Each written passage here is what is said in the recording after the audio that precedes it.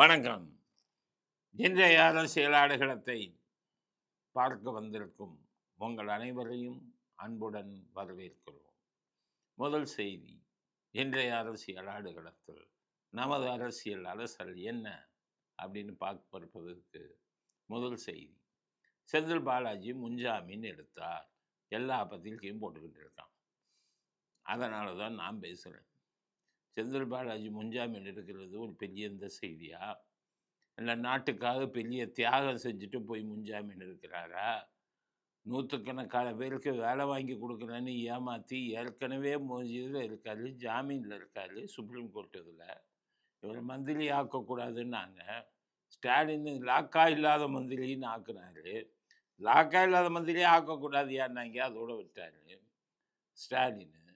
அப்படிப்பட்ட ஒருத்தர் இன்னைக்கு கோவை தெற்கில் எம்எல்ஏலாம் வீடு வீடுக்கு பணத்தை கொடுத்து ஜெயிச்சிருக்காரு.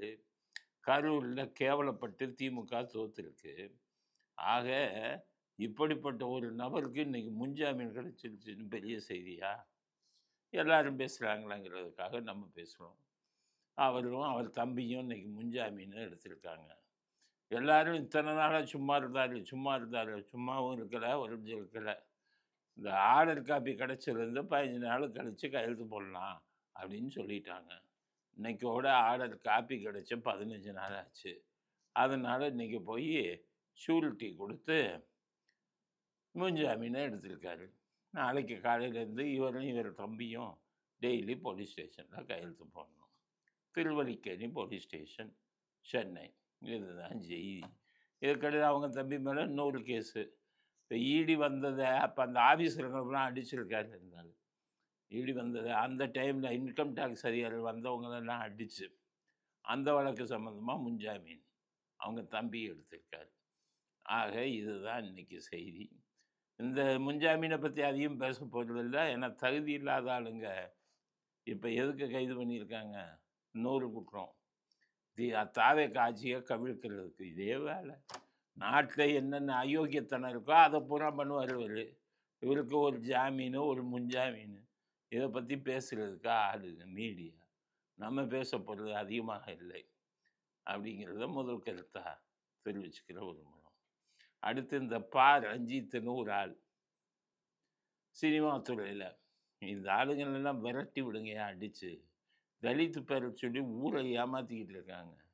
தலித்து பேர் சொல்லி இப்போ யாரை ஏமாத்துறாங்கன்னா, இந்த உதயநிதிக்காக இவ்வளோ வேலை. உதயநிதி சும்மா இருக்க மாட்டார். ரஞ்சித்தை எவி விடுறார். இந்த காக்ரோச், இப்போ கருப்பாம்பூச்சி பார்த்து ஜனதா கட்சின்னு ஒன்று வச்சுருக்கான்.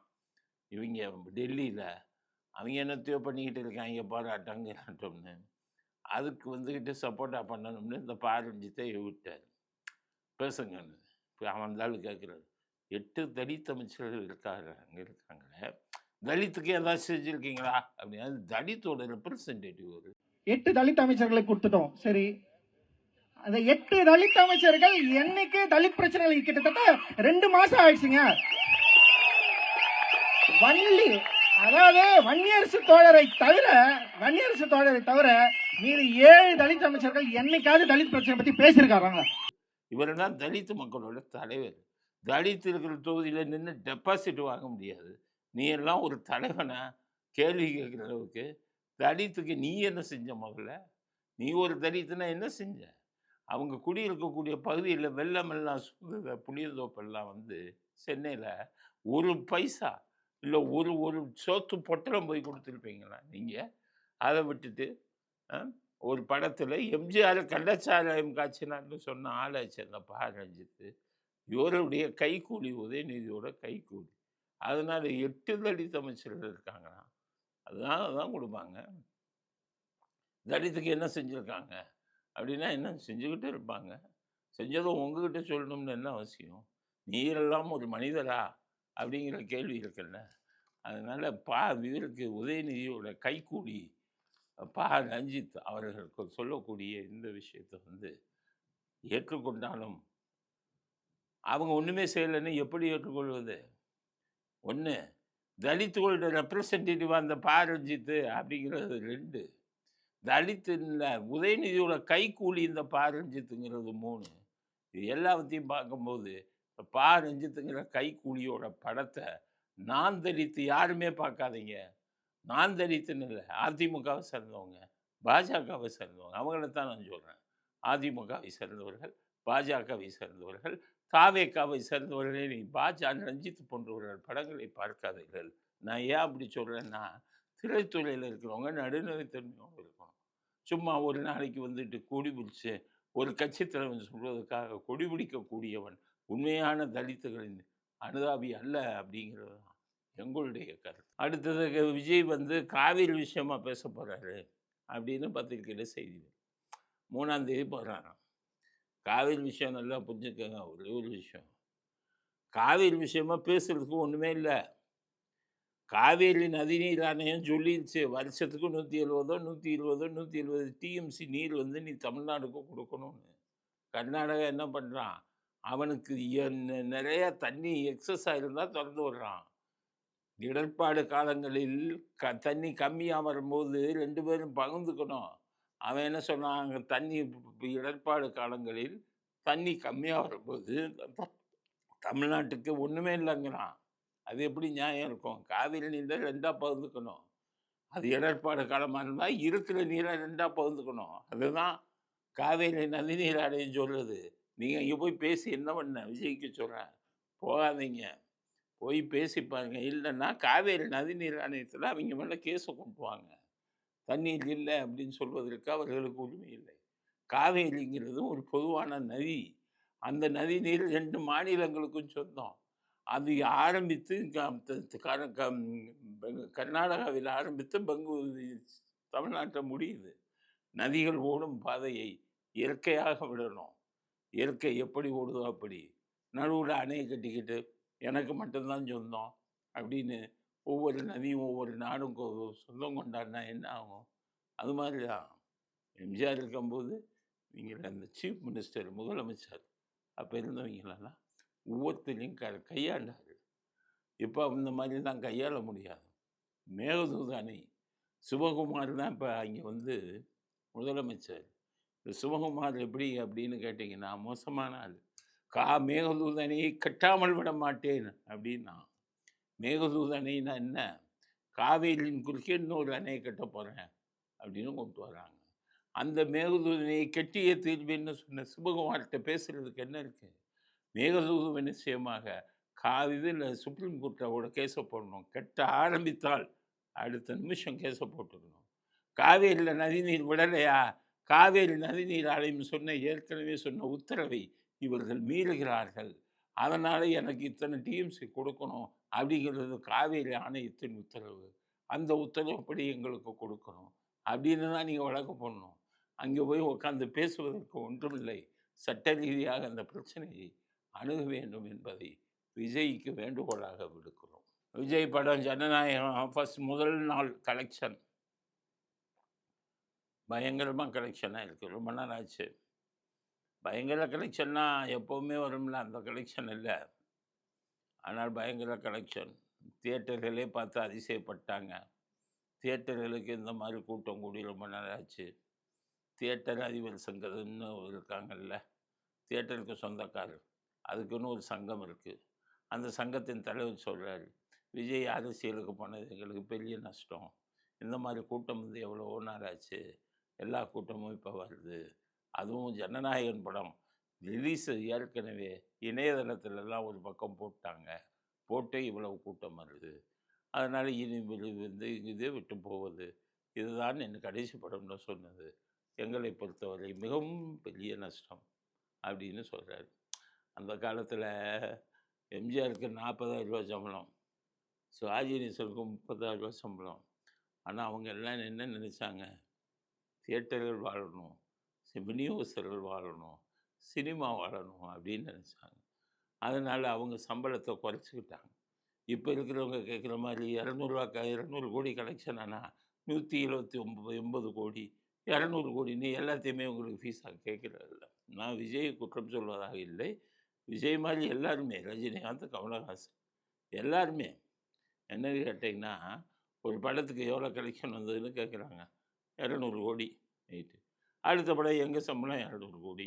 அது எப்படி மொத்தமாக வாழ வேணாமா? மற்றவனும் வாழணும்ல. அவங்க வாழ வச்சாங்க. 40,000 ரூபாய்க்கு சம்பளம் வாங்கினாங்க. அப்போவே 1,00,00,000 வரும். மற்றவங்களுக்கு விட்டு கொடுத்தாங்க. தனக்கு சம்பளத்தை குறைச்சிக்கிட்டாங்க. அதனால இனிமேல் இருக்கிற ஹீரோக்கள் எவ்வளவு கலெக்ஷன் வருதோ அவ்வளவையும் உங்களுக்கு சம்பளமாக கேட்கக்கூடாது. பாதியை குறைங்க. மற்ற விநியோகஸ்தர்கள் வாழணும். தியேட்டர் அதிபர்கள் வாழணும். சினிமாங்கிறது ஒரு பெரிய முயற்சி. டைரக்டர்கள் வாழணும். இவங்க எல்லாருமே வாழணும் வேண்டும். அதனால் உங்கள் இதெல்லாம் இது மாதிரி மாற்றிக்கங்க. அதனால் விஜய்க்கு வந்துட்டாரு சினிமாவை விட்டு. இனி சினிமா என்ன செய்வது அப்படின்னு யாரும் கவலைப்படாதீங்க. சினிமாவுக்கென்று ஒரு கூட்டம் இருக்கிறது. சினிமாவிற்குன்னு ஹீரோக்கள் பல பேர் இருக்காங்க. ஒவ்வொருத்தரும் அப்பப்போ தோன்றுவார்கள். இனி எல்லாமே ஏஐயில் ஹீரோயின் வரப்போகிறான். இனி ஹீரோவே கிடையாது. அதான் பாலச்சந்தர் ஒரு இதில் சொல்லும்போது கடைசி சூப்பர் ஸ்டார் விஜய் தான்னாராம். அது மாதிரி இனிமேல் வரப்போகிறவங்க எல்லாம் ஏஐ ஹீரோக்களை பார்ப்பீர்கள். எல்லாம் மாறிக்கங்க. டெக்னாலஜி மாறி போச்சு. அந்த காலத்தில் தெருக்கூத்து பண்ணுவான். ஹரிச்சந்திரா தெருக்கூத்து விடிய விடிய நடக்குமா. எல்லாரும் போய் உட்காந்துக்கிட்டு தெருக்கூத்து ஒருத்தன் ஆடுவான், ஒருத்தன் பாடுவான். தூங்காமல் விழித்திருந்து பார்ப்பாங்களாம். அந்த டைமில் தான் நாடகம் வந்தது. நாடகம் வந்தோடனே தெருக்கூத்து பார்க்குறதே விட்டுட்டாங்க. நாடகத்துக்கு எல்லாம் போனாங்க. நாடகம் போன உடனே சினிமா வந்தது. சினிமாவை அவ்வளோ பேரும் கத்தணும் விடக்கூடாதுன்னா. ஆனால் சினிமாங்கிறது என்ன, வந்த உடனே நாடகம் போச்சு. சினிமா நல்லா வந்தது. இப்போ சினிமா வந்த உடனே டிவி வந்தது. எல்லாம் சீரியல் பார்க்குறாங்க. போச்சு சினிமான்னா. சினிமாவும் இருக்குது, டிவியும் இருக்குது. இப்போ ஓடிடி வருது. ஓடிடின்னா ஓடிடியும் இருக்குது, தியேட்டரும் இருக்குது. இப்படி தானே போயிட்டு இருக்கு. அதனால் சினிமாங்கிறது என்றைக்கும் வாழும். அது வேறு விதத்தில் தான் மாறி மாறி வரும். இன்னுமே ஏஐ சினிமாக்கள் அதிகமாக வரும். ஸ்டூடியோவில் சினிமா எடுக்கிறதெல்லாம் வெறும் ரூமில் உட்காந்து எடுத்துடுவாங்க. அப்படிங்கிறது மக்களுக்கு கொடுக்கக்கூடிய செய்தி. சினிமாவை யாராலும் அழிக்க முடியாது. அது ஒரு பொழுதுபோக்கு அம்சம் நிறைந்தது. அது வேறு வடிவத்தில் மாறலாம். விஜய் போன்றவர்கள் போய்விட்டார்கள் என்று யாரும் கவலைப்பட வேண்டியதில்லை. அது வேறு விதத்தில் அந்த சினிமா உருவாகும் அப்படிங்கிறது அடுத்த கட்ட கருத்து. பிரேமலதா அவங்க இருக்காங்கள, எல்லாத்துலேயுமே சுயநலம். இப்போ என்ன நடந்திருக்கு, ஜனநாயகம் படம் ரிலீஸ் ஆகிருக்கு. இந்த விருதுநகரில் ரிலீஸ் ஆகும்போது மட்டும் அந்த விருதுநகர் எம்எல்ஏ என்ன பண்ணியிருக்காரு, தாவேக்கா எம்எல்ஏ, அந்த தேமுதிக பிரபாகரன் அவர் தான் நின்றுருக்கார், விஜயகாந்த் பையன். அந்த சீனெல்லாம் இங்கே போட்டிருக்கார். அதில் பிரபாகரன் தோற்றார், தாவேக்கா எம்எல்ஏ ஜெயித்தார் அப்படிங்கிறதெல்லாம் போட்டாங்க. இது இந்த அம்மாவுக்கு கோவம் வந்துருச்சு. என்ன கோவம் வந்துச்சு, பொய்யவா போடுறாங்க, துண்மையை தானே போடுறாங்க, இவர் தோற்றதை போடுறாங்க. தோத்தாலும் தோக்கலனாலும் எது அவர் தோற்றது தானே. எம்எல்ஏ எம்பி இதில் 5000 ஓட்டில் தோத்தார், எம்எல்ஏவில் தோத்துட்டார். இதுதானே உண்மை. அவங்க என்ன சொல்கிறாங்க, மந்திரிகள்லாம் படத்தை பார்த்தாங்களாம். எந்த படத்தை, ஜனநாயகன் படத்தை மந்திரிகள் எல்லாம் பார்த்தார்கள். பார்த்துட்டு அழுதுகிட்டே இருக்காங்க. அவர்களிடம் சொல்லுங்கள், அழுக வேண்டாம், வேலையை பார்க்க சொல்லுங்கள், அழுதுகிட்டே இருக்க முடியாது. இது என்ன பேச்சு, ஒரு அரசியல்வாதி பேசுகிற பேச்சா? சினிமா படம் போவாங்க, அந்த காலத்தில் பாசமில்ல, எல்லாம் அழுவாங்க. அது இப்போ தேட்டர் முடிஞ்சு வெளியில் வருவாங்க. அப்புறம் என்ன அழுதுகிட்டே இருப்பாங்க? எல்லாம் அவங்கவுங்க வேலையை பார்ப்பாங்க. துலாபாரம் அப்படி ஒரு படம் பார்க்குறவங்கெல்லாம் தேட்டரில் அழுவாங்க. வெளியில் வந்தோன்னா மறந்துட்டு அடுத்த வேலையை பார்ப்பாங்க. சினிமாவை பார்த்துட்டு வந்து அழுதாங்கன்னா அதில் உள்ள காட்சிகள் வரலாம், அதுக்குள்ளே இதெல்லாம் வந்துக்கிட்டு பார்த்துட்டு அதுக்கப்புறம் மறக்கத்தான் செய்வார்கள். இது பொழுதானே. இதை ஒரு பிரச்சனையாக எடுத்துக்கிட்டு இந்த பிரேமலதா இப்போ இன்னும் பேசுகிறாங்க.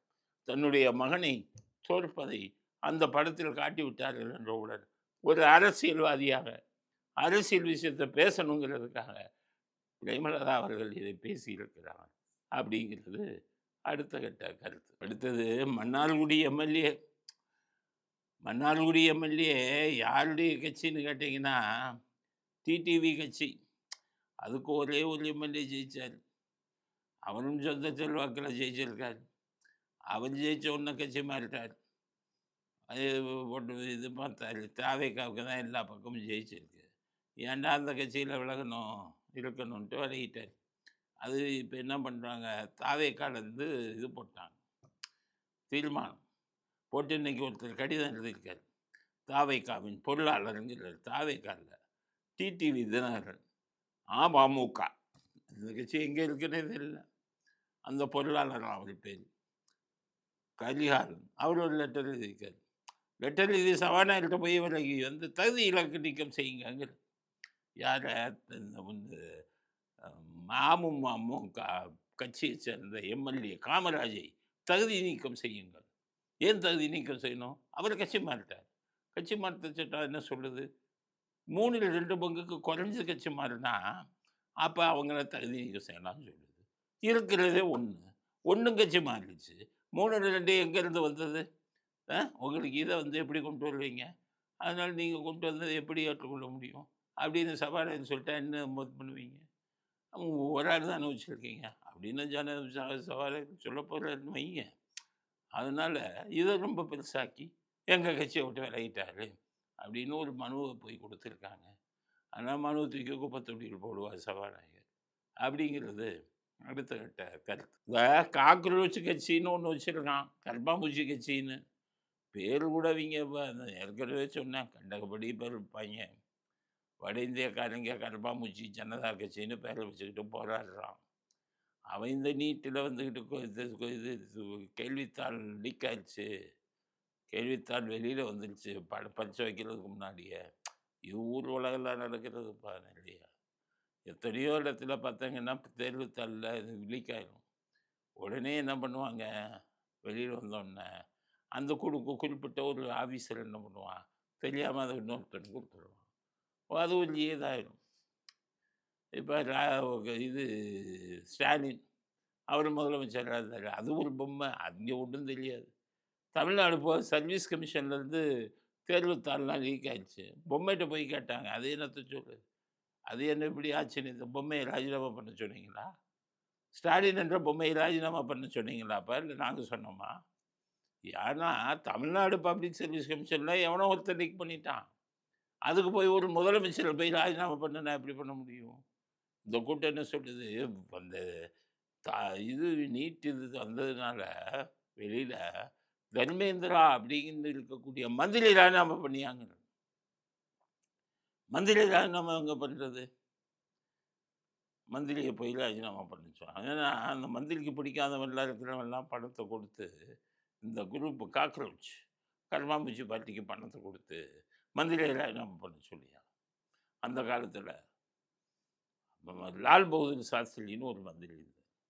அவர் எப்படின்னு கேட்டிங்கன்னா நல்லவர். நல்லவர் மட்டும் இல்லை, ரொம்ப ரொம்ப நல்லவர். ரொம்ப ரொம்ப நல்லவர்னா எப்படிப்பட்ட நல்லவர் அப்படின்னு கேட்டிங்கன்னா, அவர் வந்து அந்த காலத்துலலாம் காங்கிரஸ் கட்சியிலேருந்து சம்பளம் கொடுப்பான் இவங்களோட முக்கியமான தலைவர்களுக்கு. அப்போ லால் பகதூர் சாஸ்திரிக்கு 30 ரூபா சம்பளம் மாதம் கட்சி பணிக்காக. ஆனால் அவர் வேலை என்ன? காலையில் 10 மணிக்கு கட்சி இப்போ ஒரு ஆஃபீஸில் உட்காந்துருக்கணும், சாயங்காலம் 6 மணி வரை கட்சி பணி பார்க்கணும். 30 ரூபா சம்பளம். 30 ரூபாயை வாங்கி கொண்டு போய் சம்பளத்தை வீட்டில் கொடுத்துருவார். அந்த அம்மா அப்பப்போ செலவுக்கு வேணும்னா அந்த அம்மாட்ட 50 பைசா 20 பைசான்னு வாங்கிக்குவார். அப்படி வாங்கிட்டு இருக்கும்போது ஒரு நாள் ரொம்ப பணம் ஒரு அவசரமாக தேவைப்பட்டது, ஏதோ ஒரு செலவுக்காக. பணத்துக்கு என்னடா பண்ணுறதுன்னு லால் பகதூர் சாஸ்திரி கவலையில் இருக்கார். மனைவி வந்து சொன்னாங்க, ஏங்க நீங்கள் இதுவரை கொடுத்த செலவுக்கெல்லாம் மிச்சப்படுத்தி அந்த 30 ரூபா கொடுப்பீங்க, 30 ரூபா அதில் மிச்சப்படுத்தி ஒரு 100 ரூபா சேர்த்துருங்க, இந்தாங்க செலவுக்கு, இந்த செலவுக்கு செய்யுங்கன்னு. அதை வாங்கி செலவு பண்ணிவிட்டு கட்சிக்கு கடிதம் எழுதினார். அப்போவே நீங்கள் வந்து கொடுத்தீங்க எனக்கு 30 ரூபா சம்பளம், பார்த்தீங்களா 30 ரூபா, என் மனைவி அதில் 100 ரூபா பிடிச்சிட்டா, ஆக எனக்கு 25 ரூபா சம்பளம் போதும். இந்த மனைவி மிச்சப்படுத்துகிறான்னா என்ன அர்த்தம்? அதிக சம்பளம்னு தானே அர்த்தம். காங்கிரஸின் சம்பளத்து பணத்தை வீணடிக்காதீங்க, எனக்கு அடுத்த மாதத்துலேருந்து 25 ரூபா சம்பளம் கொடுங்கன்னுட்டேன். இப்படி ஒரு யோகியனை பார்த்துருக்கீங்களா? யோகியன்ல மகா யோகியன். காரு லோன் போட்டு வாங்கினார் முதல் பிரதமராக இருக்கும்போது. இவங்க பூரா லண்டன்லேயும் இதுலேயும் போயிட்டு சவுதி அரேபியாவிலையும் துபாயிலையும் போயிட்டு கம்பெனி ஆரம்பிச்சுட்டு தெரியுறான். இன்னைக்கு இருக்கிற அரசியல்வாதி. அன்னைக்கு இருந்தவன் பாருங்க, சம்பளம் அதிகண்டா, கட்சியோட பணத்தை வேஸ்ட் பண்ணாத, எனக்கு சம்பளம் கம்மியாக கொடுன்னு கேட்ட யோகியன். அந்த யோகியனே வருங்காலத்தில் பிரதமர் ஆகினார். மிகப்பெரியது.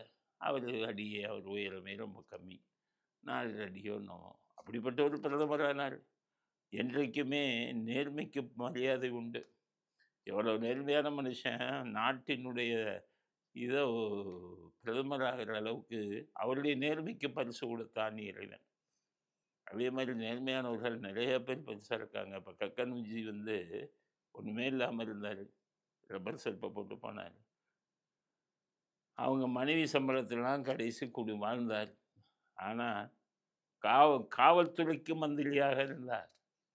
காவல்துறைக்கு தனி மந்திரி அந்த காலத்தில். காவல்துறைக்கு மந்திரி யாருன்னா கக்கன். எவ்வளோ நேர்மையாக இருந்தார்.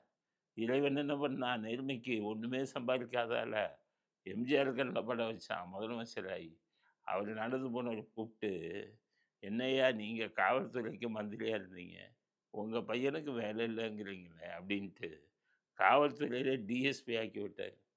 அந்த பையன் எஸ்பி இதெல்லாம் இறந்து போனார். அப்புறம் அந்த நேர்மைக்கு ஒரு பரிசு கிடைச்சதில்ல. மாதம் 6000 ரூபா பென்ஷனும் கொடுத்தார் எம்ஜிஆர். ஆக எப்போதுமே நேர்மைக்கு பரிசு உண்டு. நேர்மையாக இருப்பவர்கள் பல பேர் சொல்லுவாங்க, எங்கள் நேர்மைக்கு ஒன்றும் கிடைக்கல, ஏதாவது ஒரு பரிசை இறைவன் நிச்சயம் கொடுப்பான். அந்த பரிசை அன்னைக்கு இவருக்கு லால் பகதூர் சாஸ்திரிக்கு கொடுத்தான். அந்த மனுஷன்தான் அரியலூருங்கிற இடத்துல ரயில் விபத்து ஏற்பட்டது. அவர் ரயில்வே மந்திரி ராஜினாமா பண்ணினார். விபத்துக்கு நான் பொறுப்பேற்கிறேன்னு. இந்த முட்டா பையலுங்க காக்ரோச் பார்ட்டி பூரா அந்த நீட்டில் ஒரு இடத்துல கொஷின் வெளியில் வந்துருச்சு, கேள்வித்தாள் வெளியில் வந்துருச்சுன்னா கல்வி மந்திரியை ராஜினாமா பண்ணாங்கிறான். அங்கே இருக்கிற கிளார்க்கு செஞ்ச சம்பளத்துக்கு கிளார்க்கு ஒருத்தன் இது பண்ணி கொஷினை வெளியில் விட்டுட்டான், கேள்வித்தாள் அவுட் பண்ணிட்டான் முன்னாடியே. அதுக்கு போய் மந்திரியை ராஜினாமா பண்ண சொல்லுவீங்க? இந்த மந்திரியை ராஜினாமா பண்ணலாம் யோசிச்சு பாருங்க. யாரோ பின்னாடி இருந்தவங்களை ஊக்குவிச்சுட்டு இருக்கான். அவன் சொல்கிறான், போராட்டம் அவசியம் வாங்கிடுவோம், தர்மேந்திராவை தூக்குங்கிறான். மந்திரியா, கல்வி மந்திரியா, தர்மேந்திராவை தூக்கு, எல்லாருக்கும் அதில் நீட் இதில் பாதிக்கப்பட்டவங்களுக்கு நஷ்டஈடு கொடு, எங்கள் மேலே எதுவும் நடவடிக்கை எடுக்காத, எங்கள் மேலே போட்ட கேஸ் எல்லாம் வாபஸ் வாங்கு அப்படின்னு வந்துட்டான். இந்த கற்பாம்பூச்சி கரைங்க போகிறான். அதனால இதுதான் கற்பாம்பூச்சியோட இன்னைக்கு கதை. அதனால இந்த ராஜினாமா பண்ணுறது இது பண்ணுறதுனா யோசிச்சு பாருங்கப்பா. அதெல்லாம் ஒத்து வராது. மந்திரி என்னையா பண்ணுவான்? கீழே இருக்கிற கிளார்க்குங்க ஏதோ ஒரு சென்டரில் போட்டதுக்கு மந்திரி என்ன பண்ணுவான் அப்படிங்கிறத இந்த கற்பாம்பூச்சிக்காரங்களுக்கு நம்ம செய்தியாக கொடுக்க விரும்புகிறோம். இத்துடன் இன்றைய அரசியலாளர்களும் நிறைவு பெறுகிறது. மீண்டும் நாளை புதிய செய்திகளுடன் உங்களை சந்திக்கிறோம். நன்றி, வணக்கம், ஜெய்.